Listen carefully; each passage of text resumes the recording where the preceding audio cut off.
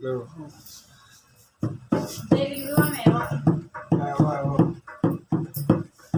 सच्चे दरबार की जय।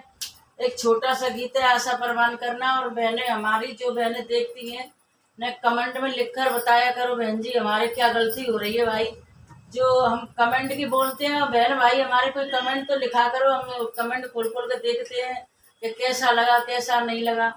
और इंतज़ार भी करते हैं कि कमेंट आएगी तो फ़ोन को खोल के देखेंगे तो कुछ लिखा होगा। और आती हैं और आ रही हैं, पर बहनें और भेजा करो कमेंट लिख के, और लाइक करो और शेयर करो।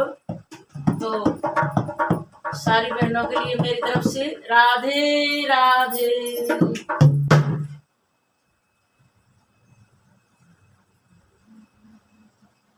अरे मैया जी की गली में मकान होना चाहिए, मैया जी की गली में मकान होना चाहिए। ओ मैया जी की गली में मकान होना चाहिए, मैया जी की गली में मकान होना चाहिए, मैया जी की गली में मकान होना चाहिए।